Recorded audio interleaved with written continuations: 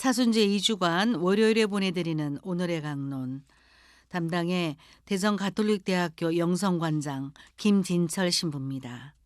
오늘 복음은 루카복음 6장 36절에서 38절까지의 말씀입니다.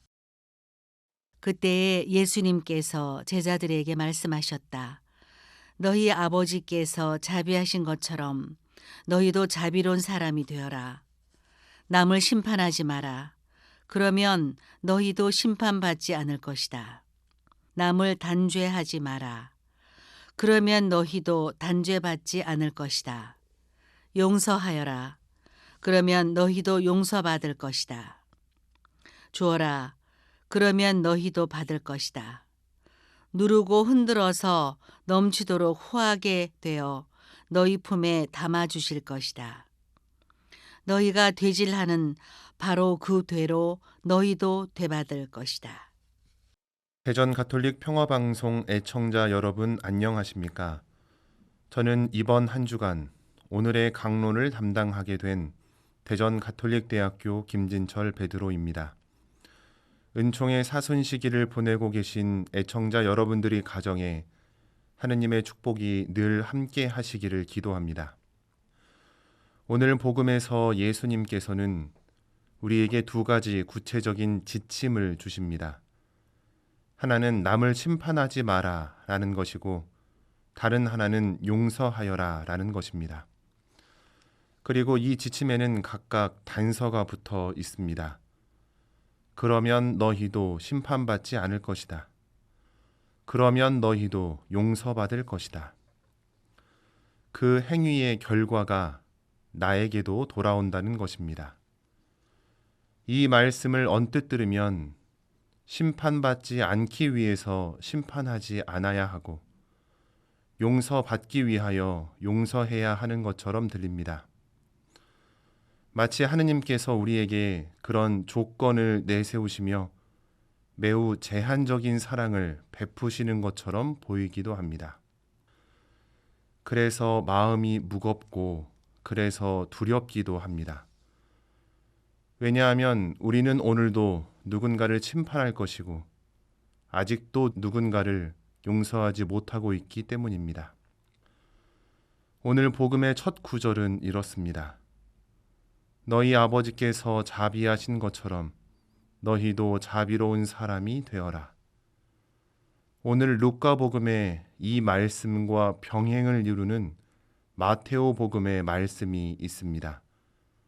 마테오 복음 5장 48절의 말씀인데요. 그러므로 하늘의 너희 아버지께서 완전하신 것처럼 너희도 완전한 사람이 되어야 한다. 마테오와 루카는 둘 다 원수를 사랑하여라 라는 단락에서 이 말씀을 전해주고 있습니다. 원수를 사랑하라는 말씀 끝에 마테오는 완전함을, 루카는 자비로움을 이야기하고 있는 것입니다. 즉, 자비로운 사람이 되라는 것과 완전한 사람이 되라는 것은 같은 것을 전해주는 서로 다른 표현입니다. 완전하다는 것은 시험으로 치면 100점이라는 뜻입니다. 그 어떤 부족함도 없는 상태를 말합니다. 어떤 사람에게 완전하다는 표현을 쓰기 위해서는 참으로 많은 내용들이 필요합니다. 외형적으로는 키, 체형, 얼굴의 생김새, 내적으로는 성품이나 지혜로움, 성장 과정에서 있었던 일들, 또 그 밖에 수많은 것들이 필요하지요. 완전함이란 그렇게 쉽게 묘사될 수 없는 완벽한 상태를 말합니다. 그런데 루카는 이 완전한이라는 표현 대신 자비로운이라는 표현을 사용합니다. 너희 아버지께서 자비하신 것처럼 너희도 자비로운 사람이 되어라. 왜 그랬을까요? 여기에 오늘의 묵상이 있습니다. 이스라엘의 역사에서 자주 반복되는 것이 있습니다. 이스라엘은 잘못하고 하느님은 용서하신다는 것입니다. 이스라엘은 생각보다 자주 우상을 섬기고 생각보다 자주 하느님을 믿지 못했습니다. 하지만 하느님께서는 늘 한결같은 모습으로 같은 자리에 계셨습니다. 용서하고 사랑하시는 모습으로 말입니다. 완전하다는 속성을 자비롭다라고 바꾸어 표현한 루카의 의도. 결국 그것은 그 자비롭다라는 것만큼 하느님을 잘 표현하는 것이 없다는 뜻이기도 합니다. 하느님은 조건을 내세우며 제한적으로 용서하는 분이 아니십니다. 우리가 남을 용서했기 때문에 그럴 때만 우리를 용서하는 것이 아닙니다. 그래서 오늘의 복음 말씀은 조건을 제시하는 말씀이 아니라 우리의 가장 높은 이상을 알려주는 말씀이라고 할 수 있겠습니다. 마치 하느님이 자비로우신 것처럼 우리도 하느님을 닮아 우리도 남을 심판하지 않고 용서하면서 살 수 있는 가능성이 있다는 것입니다.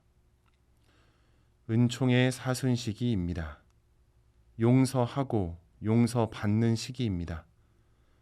하느님의 은총을 느끼면서 오늘 하루 자비로운 마음으로 완전함에 한 발 더 나아가는 시간 보내시길 기도합니다. 감사합니다. 오늘의 강론 지금까지 담당해 대전가톨릭대학교 영성관장 김진철 신부였습니다. 내일도 김진철 신부의 강론이 계속됩니다.